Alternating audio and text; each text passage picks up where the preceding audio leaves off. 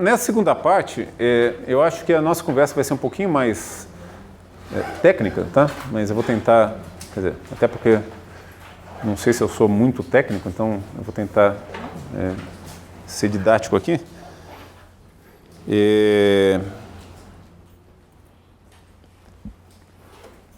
Mas discutir um pouco como que essa agenda tem caminhado, e eu acho que o Brasil está numa posição privilegiada aqui, tá certo? Não vou ficar me orgulhando aqui à toa, mas acho que a gente está realmente bem posicionado nessas questões de como medir essas características não cognitivas e como torná-las úteis em política pública. Eu vou discutir um pouco, ou seja, isso aqui é uma conversa que bagunça propositalmente conhecimento psicológico com o nosso aprendizado aqui no Brasil, tá bom? A primeira coisa é a gente quebrar um pouco com o paralelismo que existe. Nosso primeiro impulso é tentar começar a replicar tudo que a gente aprendeu com os resultados cognitivos, né, que no fundo, em avaliação de política pública, muitas vezes são dos principais resultados que a gente tem interesse, quebrar o paralelismo com as razões pelas quais a gente quer medir o aprendizado não cognitivo. A primeira coisa que sugere um paralelismo, né, é que, assim como as características cognitivas, as não cognitivas também são preditoras de sucesso futuro, portanto elas são meio que importantes per si, né? Se eu melhoro a tua autoestima, aumenta a tua perseverança, e se isso é ensinável, você vai se dar bem na vida, e eu gostaria de saber como que você tem se desenvolvido, se a escola tem contribuído, se não tem contribuído para isso. A segunda coisa que já incrementa essa conversa é que esse teu desenvolvimento socioemocional favorece o aprendizado. Você tem meio que um efeito cruzado aqui. E a terceira coisa é que o teu desenvolvimento socioemocional ele tem um componente importante de externalidade. Se eu, por exemplo, reduzo a ansiedade de 2 ou 3 meninos numa sala, eu posso permitir que os outros 40 aprendam. Pode ser que para esses 2 ou 3, ter reduzido a ansiedade não gere necessariamente salários mais altos lá na frente, tá certo? Mas eu tenho uma razão para querer documentar se eu estou conseguindo controlar a hiperatividade, a ansiedade, porque eu posso ter um ganho sobre os outros. Alguém pode até falar assim, mas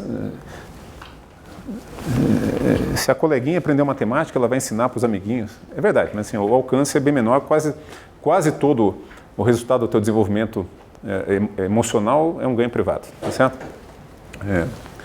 Com os não cognitivos é muito mais evidente esses ingredientes sociais aqui.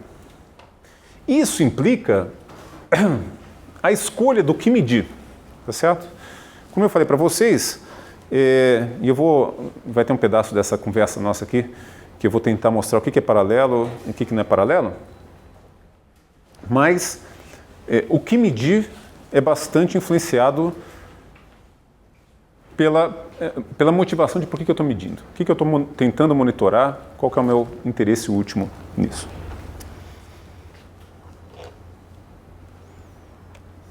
Bom, isso aqui não me dei bem conta. Essas características ditas não cognitivas, ou socioemocionais, aqui a gente está tratando da mesma maneira, mas cada uma delas tem um significado próprio se for ao pé da letra. Você tem 3 grandes formas que as pessoas criaram até hoje de tentar construir medidas psicológicas, tá certo? A primeira delas seriam medidas baseadas no autorrelato. Eu, de alguma maneira, contando como é que eu sou, né? Essas medidas de autorrelato, a forma mais comum são questionários, né? Às vezes, um questionário pode ser uma afirmação, me considero uma pessoa feliz, né? Você tem que dizer quanto que você concorda ou discorda dessa afirmação. Às vezes, pode ser uma pergunta do seguinte tipo, quanto você acha que você consegue prestar atenção durante 2 horas numa palestra? Muito pouco. Você tem vários formatos, mas invariavelmente você está falando de si mesmo. Porque é você falando de si mesmo, uma característica dos instrumentos de autorrelato é que eles refletem a tua autopercepção. Tem uma discussão que, na minha opinião, é muito mais filosófica do que prática, que é quanto que a maneira como eu me percebo coincide com a maneira como eu sou. Tá certo? E a razão pela qual eu acho que isso, enfim, pode ter grandes consequências filosóficas, mas praticamente poucas, é o seguinte, raramente a maneira como eu vou reportar como eu me percebo vai diferir muito da maneira como eu me comporto. Tá certo? E se eu não sou como eu me comporto, para efeitos práticos, quase sempre assim, importa como eu me comporto. Tá certo? Assim, então, eu, no fundo, eu sou uma pessoa extrovertida, mas tenho uma super dificuldade de falar em público, de conhecer alguém. Acho que prefeito de política pública ou qualquer outro, você acaba sendo como você se comporta, tá certo? No fundo, eu sou uma outra pessoa, acho que é uma discussão que pertence muito mais à parte diletante dessa literatura do que tendo consequências sobre política pública. Então, primeira coisa é o seguinte, autorrelato reflete tua autopercepção, e a tua autopercepção, a gente acredita que está muito relacionada também a como você se comporta. Tá certo? Dado isso, você pode construir as perguntas desse teu instrumento de autorrelato de diferentes maneiras. E os psicólogos, eles tentam refinar a maneira de formular essas perguntas para que a característica intrínseca que ela está tentando medir seja uma ou outra, ou seja, por exemplo, traços de personalidade. Então, eu posso formular a pergunta de um jeito que, ao final do dia, eu interprete o resultado daquela medida como um traço de personalidade. Um traço seria uma característica que varia pouco ao longo da vida e que define como você é, tá certo? Uma coisa mais estável. Eu posso construir as perguntas de um jeito que reflita o teu autoconceito, né? A tua autoestima, ela é menos estável do que, por exemplo, a tua propensão à depressão, tá certo? Ela é mais suscetível, ou seja, o teu autoconceito, você pode formular perguntas que tentem capturar como hoje você se julga e não necessariamente é como você é, tá certo? Eu posso capturar crenças, né? Uma medida, por exemplo, bastante relacionada com crenças são o locus de controle que eu falei para vocês, né? O locus de controle é quanto que eu acho que eu sou protagonista da minha vida, quanto que eu acho que as coisas que acontecem comigo são definidas exogenamente, né? Quem acha que tudo que acontece consigo é fruto das minhas decisões passadas, coisas que eu fiz, tem o locus de controle interno, né? Quem atribui a causas externas tem o locus de controle externo. Então, você tem outro tipo de instrumentos baseados que tentam capturar crenças seriam quanto você acha que para se dar bem na vida você precisa acreditar em Deus, você precisa estudar bastante, você precisa passar a perna nos outros. Você tem vários instrumentos que tentam capturar esse tipo de coisa. As pessoas têm interesse em medir valores e têm interesse em medir interesses, né? A diferença de valores e interesses, ambos são construções, né? Socialmente adquiridas, então eles têm um ingrediente naquela discussão eterna de determinar o que é natureza, o que é ambiente, né? Nature versus nurture. Valores e interesses são construções sociais, né? São coisas ensinadas e adquiridas. A diferença é que interesses estão vinculados a um objeto, valores não estão vinculados a um objeto, tá certo? Ou seja, interesse, por exemplo, seria quanto que eu gosto do Flamengo, valores, quanto que eu gosto da democracia. A diferença é que o quanto eu gosto do Flamengo, se tirar o Flamengo da frente, o interesse desaparece, né? Então essa que é. Mas as pessoas tentam capturar todas essas coisas aqui. A discussão, obviamente, alguém pode levantar, mas dado que é tudo autopercepção, essas coisas acabam sendo super relacionadas, porque elas têm em comum o ingrediente que é como eu me percebo em cada uma dessas dimensões. Certo? Então, um dos grandes desafios é saber o seguinte: será que eu estou mesmo medindo uma característica de como eu sou? Ou isso aqui é altamente contaminado pelo filtro, né, da minha autopercepção de como eu sou? E saber se eu estou, quando eu aplico vários instrumentos desses, se eu estou realmente capturando dimensões diferentes, ou se todas elas têm um ingrediente comum que conduz todas essas respostas, que seria a tua autopercepção, também é outra coisa que as pessoas tentam estudar. Os instrumentos de autorrelato, as pessoas são criativas, né? Elas montam questionários, né? Os psicólogos se dedicam enormemente a construir questionários. Mas você tem dois que são os mais comuns, digamos. São escalas que a gente chama de Likert, que tentam, quer dizer, os instrumentos Likert, eles têm uma afirmação e eles têm depois vários pontos que capturam diferentes intensidades com os quais você concorda com aquela afirmação ou com os quais o resultado daquela afirmação é mais frequente, com os quais você... Tá certo? Então, quando eu pergunto, um exemplo de uma pergunta, de um item em escala Likert seria esse, né? Eu sou pontual. Concordo muito, concordo pouco, discordo muito, sei lá. Ou, quanto você consegue liderar um grupo? Pouco, muito? Com que frequência você vai ao cinema? Uma vez por semana, 2 vezes por semana? São exemplos de itens Likert.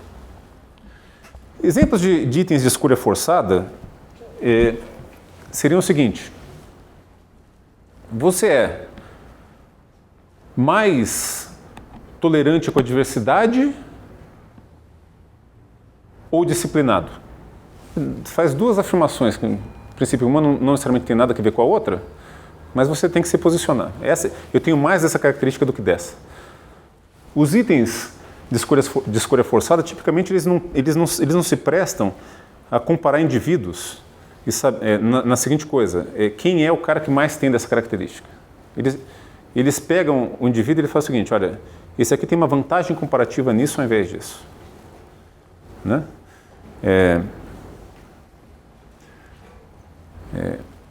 O defeito que esse tipo de instrumento tem é que você provoca forçosamente uma correlação negativa entre as dimensões. Né? Se eu tive que me posicionar entre ser disciplinado e ser tolerante, necessariamente, se eu medisse a correlação entre indivíduos, entre essas duas características, ia dar uma correlação de -1, por exemplo. Tá certo? Para quem... Quer dizer, a analogia que esses dois tipos de instrumento têm é muito parecida com, para trazer para a realidade do aluno de pós-graduação, a nota ser normalizada ou não ser normalizada. Tá certo? Se ela é normalizada, para um ir bem, eu tenho que ir mal. Tá certo? O outro... eu permito que a turma inteira seja melhor ou seja pior. Você tem, nos instrumentos de autorrelato, dois grandes grupos que são inventários e escalas. Inventário são instrumentos que têm a pretensão de medir você inteiro. Escalas é um instrumento, assim, seriam instrumentos feitos para medir uma dimensão. Então eu posso construir um inventário de personalidade. Vou mostrar para vocês um pouco de onde que surge esse tipo de ideia, mas que tenta medir globalmente como você é. Eu posso construir uma escala de autoestima, um instrumento onde a maneira como eu construo as perguntas é feita para medir a tua autoestima. E dos grandes ingredientes estudados quando a gente constrói medidas de autorrelato é o estudo dos viés de resposta. Como é a tua autopercepção, você falando de si mesmo. E esses instrumentos, eles não são, ao contrário de uma prova, esse é outro não paralelismo que existe com medidas cognitivas, né? Uma prova de matemática, cada pergunta tem certo e errado, né? Aqui, uma pergunta de autoestima, quanto eu concordo com uma afirmação, eu posso mentir livremente, por exemplo, né? Está sujeito a diversos viés de resposta. Além desse viés, que eu não coloquei aqui, mas é um dos mais importantes, que seria o viés de desejabilidade social, eu tendo a mentir, ou para mascarar quem eu sou, ou para agradar quem está me entrevistando, eu tenho diversos motivos para eu modificar minha resposta por causa disso. Outros vieses que são comuns nesses tipos de instrumento, um deles é o viés de aquiescência. Tem pessoas que tendem a concordar com tudo ou discordar de tudo. Então, você é feliz? Concordo muito. Você é triste? Concordo muito. Certo? E para cada um desses, o de desejabilidade social eu não coloquei aqui porque eu não tenho muito a dizer para vocês de como é que a gente criou armadilhas para lidar com esses problemas, né? Para esses outros aqui eu posso contar um pouco algumas técnicas que são usadas ou para detectar que o viés existe ou para tentar corrigir o viés uma vez que ele existe. Tá certo? Então, aqui a essência, a tua tendência a concordar demais ou discordar demais das perguntas. Pontos absorventes, né? Numa escala de 5 pontos, por exemplo, né? Concordo muito, concordo pouco, não concordo nem discordo, discordo pouco, discordo muito. Você tem alguns pontos que podem ser absorventes. Então, um sujeito que ou não pensou muito a respeito, ou é meio confuso, não sabe direito como que ele pode, nem não concorda nem discorda e sai colocando isso para uma opção de resposta. Você pode ter um viés de só usar os pontos extremos, né? Essas coisas todas elas variam com a idade, isso é importante também, né? A gente está documentando várias vezes como é que crianças de diferentes idades respondem diferentemente a isso. Você tem um viés de grupo de referência. Esse aqui é um dos problemas-chave para avaliação de impacto, né? O viés de grupo de referência é o seguinte, se eu perguntar para vocês, se eu fizesse o seguinte item, eu sou pontual, discordo muito, discordo pouco, não concordo nem discordo, concordo pouco, concordo muito, eu esperaria, por exemplo, que a média de um brasileiro fosse menor que a média de um alemão. Você vai ver, na realidade, não é isso que acontece. Tá certo? Apesar dessa nossa evidência anedótica, sei lá se é verdadeiro ou não, eu acho que eu sou bastante pontual, mas eu sou contaminado porque a maneira como eu respondo a isso é me comparando com os demais brasileiros ou com as pessoas que estão à minha volta. Eu não tenho discernimento para me incluir numa distribuição completa e me comparar com todas as possibilidades. E isso se tornou um problema dramático, que foi o paradoxo comportamental atitudinal do PISA 2012. O que foi isso? PISA 2012 colocou em alguns países um questionário não cognitivo que tinha, entre outras coisas, conscienciosidade. Aquilo ali, a tua tendência a ser organizado, disciplinado, perseverante, esse tipo de coisa, responsável. E quando você fez a conta, e o PISA, né, ele tem resultados de matemática, quando você fazia uma comparação intra-país, assim como no restante da literatura, você confirmava que indivíduos dentro de um país que reportaram ser mais responsáveis, mais disciplinados, tinham notas de matemática mais altas. Quando você olhava entre países e comparava as médias entre países, você olhava o contrário. Os países com média de conscienciosidade autorreportada mais alto eram os que tinham menores médias de matemática. E, anedoticamente, teve o caso do México e Coreia do Sul, né, que o México reportava ter mais conscienciosidade do que a Coreia do Sul, que era também, sei lá se é verdade ou não, também a gente não precisa acreditar nas nossas impressões anedóticas, mas chamou a atenção. E isso inspirou construção de uma série de técnicas para tentar anular ou mitigar pelo menos um pouco desse viés de grupo de referência.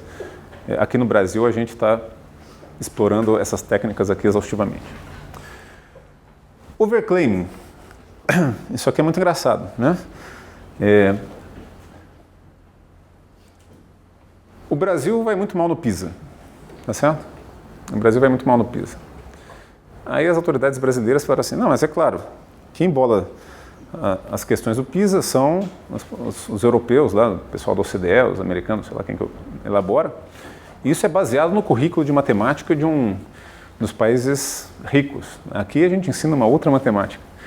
Logo, se você fizesse uma prova que cobrasse aquilo que eu ensino, a gente ia se dar melhor. E aí, mais o papel do OCDE, que é quem faz o PISA, é levar a sério, né, as justificativas de todas as autoridades, porque o que você quer, no fundo, é comparar os países. Então, eles construíram um instrumento que tenta capturar, de uma maneira bastante ampla, quanto que as pessoas acreditam que sabem de um certo assunto, no caso matemática, para ver se isso aí explicava, ou seja, né? Então, quanto você sabe de trigonometria, quanto você sabe de álgebra, assim por diante, para ver se de fato estava desbalanceado, né? Os brasileiros acham que sabem muito de trigonometria, ela não é cobrada na prova de matemática. Então, o que eles descobriram? Que isso aqui também tinha muito pouca variação. Mais do que isso, não é nem que tinha muito pouca variação. Especialmente na América Latina, as pessoas clamavam que sabiam matemática pra caramba. E aí desexplicavam o que eles queriam explicar. Então eles começaram a ter que construir armadilhas para o overclaiming, né? Essa eu preciso contar, porque essa técnica é muito simples, eu não vou voltar a ela, deixa eu então contar já o que eles fizeram para tentar controlar isso. No meio do questionário, de quanto você sabe de trigonometria, quanto você sabe de álgebra, né? É um pouco mais específico que isso, sei lá. Você já ouviu falar do teorema do ponto fixo, você já ouviu... São questões mais pontuais dentro dos grandes temas. Parte deles é colocar simplesmente tópicos que não existem. Sei lá, você já ouviu falar de... não, quanto você conhece de, sei lá, logaritmo ortogonal. Você inventa umas palavras assim. E o cara continua dizendo, pra caramba, então, você com isso controla o overclaiming, tá certo? Você usa isso para dar um desconto na resposta das pessoas.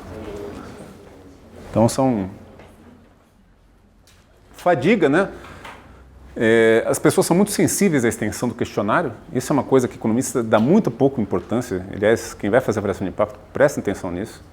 A qualidade da informação começa a ficar ruim, vira tudo erro de medida, e você não detecta, acha que é porque não teve impacto, não. Assim, a gente tem hoje, gasta um bocado de tempo tentando medir quando que a atenção das pessoas com o questionário começa a declinar.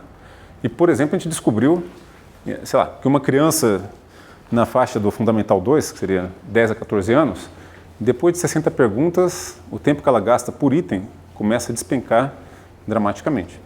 Certo?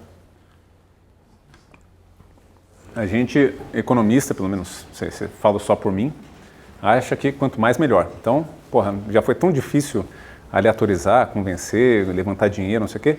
Deixa agora colocar aqui todos os meus instrumentos possíveis. Por quê? Porque alguma hora eu vou achar uma estrelinha e publicar um paper. Então, preciso... Certo? Tem que prestar atenção, porque às vezes você joga o bebê com a água do banho.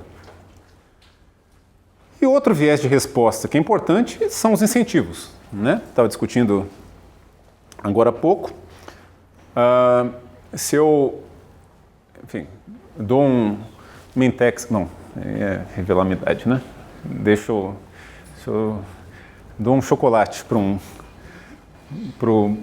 grupo, não dou para o outro, as pessoas fazem. A cada pergunta que você acertar, eu te dou um chocolate, as pessoas acertam mais perguntas. Tá certo? Então, em princípio, eu acreditava que elas sabiam igualmente matemática, mas se eu dou incentivo, eu mudo essa questão. Obviamente, que o papel de incentivo, a gente acredita que é importante, mas quando a gente fala de instrumentos ditos não cognitivos, o tipo de incentivo que a gente acha que influencia bastante o padrão de resposta é diferente do tipo de incentivo que influenciaria a resposta de matemática. Por quê? Uma outra coisa que devia ser um bullet aqui que eu não coloquei, é que ao contrário do instrumento cognitivo, o não cognitivo é low stakes. Essas perguntas, invariavelmente, elas não têm certo e errado.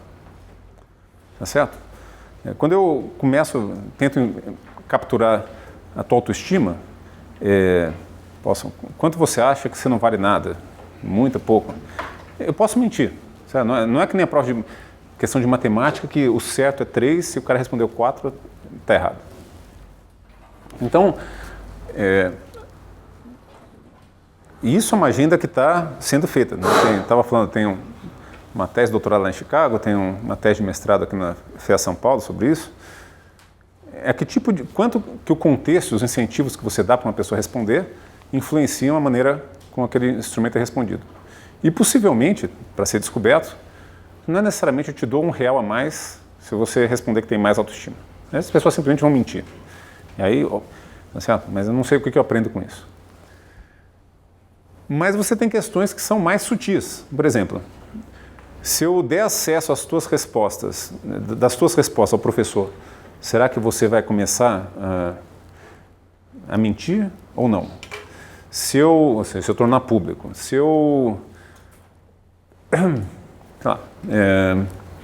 no caso do Luan aqui na FEA São Paulo, se eu der uma palestra 5 minutos antes falando que, olha, os mais perseverantes são os que se dão melhor na vida, não sei o quê, será que você vai mudar o teu estilo de resposta ou não? São coisas desse tipo. Mas a suspeita é que sim, e a gente precisa documentar isso daqui. Heterorrelato. Heterorrelato seria o segundo grande conjunto de medidas psicológicas para tentar capturar essas características aqui.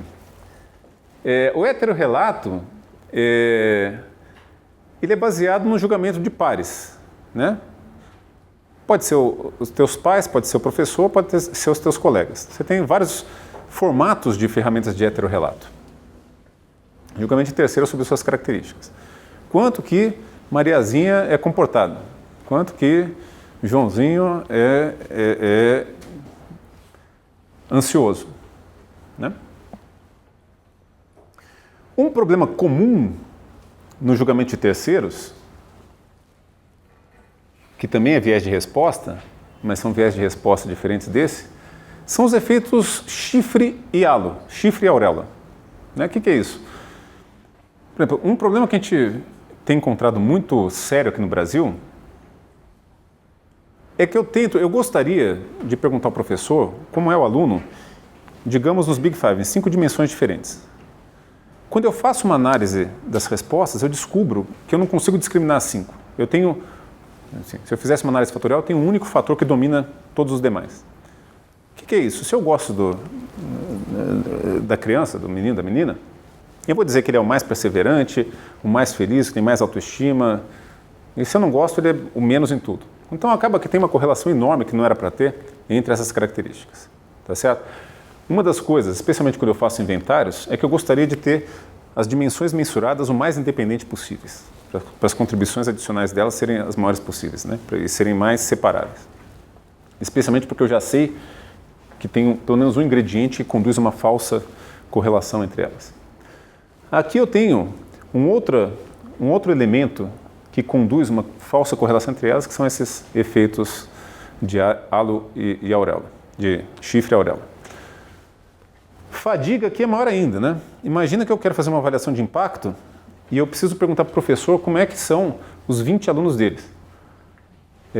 Se ele gastar 5 minutos por aluno, 20 vezes 5 dá 100 minutos, dá mais de 1h30 respondendo um questionário. E com 5 minutos eu consigo capturar bem pouco de um aluno, tá certo? Ou seja, é um ganho pequeno para um custo pessoal para aquela pessoa muito grande. Tipos de instrumento, além da pergunta Likert e Psativa que já tinha antes, tem uma outra coisa que são as nominações. Né? Um exemplo de nominação seria o seguinte, esse especialmente quando eu faço julgamento de colegas. Eu construo um instrumento que para idades mais novas é um teatrinho, para idades mais velhas é uma pergunta direta, mas o teatrinho pode ser o seguinte, nessa peça tem um rei, tem um bobo da corte, tem o xerife, tem o vilão, aí você fala assim, dos seus coleguinhas, quem ia se encaixar melhor em cada um desses papéis, não? E aí, essa é uma maneira lúdica de tentar capturar o julgamento de pares em idades menores. Em idades maiores, você simplesmente nomeia quem são os líderes da turma, quem são as pessoas que mais atrapalham a aula, coisas do tipo.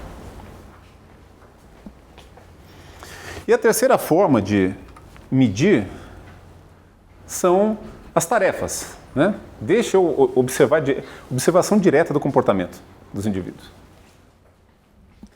Um problema crônico com essas anteriores é o erro de medida, causado pelos vieses, mas também, mesmo quando eu aplico o mesmo questionário para o mesmo indivíduo com intervalo de 2 dias, eu já detecto uma correlação bem baixa entre essas respostas, bem baixa, assim. 0,7, essa correlação cai para algo como 0,5, 0,4 a partir de umas 2 semanas, tá certo? Depende muito do instrumento, tá certo? Tem coisas que a minha percepção sobre mim mesmo é menos sensível ao contexto, a como eu acordei naquele dia, outras são mais sensíveis. Então não é só os vieses que provocam o erro de medida. A tarefa ela é mais, primeiro, grande parte delas é high stakes, né? Eu tenho certo, tenho errado, inclusive hoje em dia para características bastante diferentes como empatia, né? Você tem algumas tarefas de empatia, né? Tem uma tarefa, a literatura, por exemplo, de inteligência emocional se especializou bastante em desenvolver tarefas, né? Que são high stakes, que tem certo, tem errado. Então você tem uma tarefa famosa de reconhecimento de olhares. Você precisa dizer, isso aqui, né, são pares de olhos, isso aqui é um olhar de felicidade, um olhar de tristeza, um olhar de espanto, e tem certo e errado. Certo? Como é que tem certo e errado? Se sobrar um tempo, depois vocês me perguntam, a gente discute como é que você constrói essas tarefas. Deixa eu pular aqui um pouco. Exemplos de tarefas, né, do Marshmallow, que eu contei para vocês, de empatia que eu estava contando, o Dictator Game, que é uma tarefa de reciprocidade, né? Já ouviram falar? Isso aqui foi o economista que inventou. Eu te dou R$100 e conto a seguinte coisa, olha, te dou R$100, você vai propor uma partição desses R$100 com esse teu colega. Se ele topar a tua partição, ela se realiza. Se ele não topar, vocês devolvem o dinheiro para mim. E aí, eu estou avaliando qual é a partição que você vai propor, né? O falecido Nash diria, olha, propõe 99,9999 para você e o resto para ele. Ele com esse resto está melhor do que se ele não topar, o equilíbrio vai ser, essa coisa se realiza e você se dá bem. E na realidade a gente vê que as coisas não funcionam desse jeito. Por quê? Porque existe a tal da reciprocidade. Então, no fundo, se eu quisesse medir quanto que você acredita na importância da reciprocidade ou coisa do tipo, eu uso o Dictator Game para avaliar isso.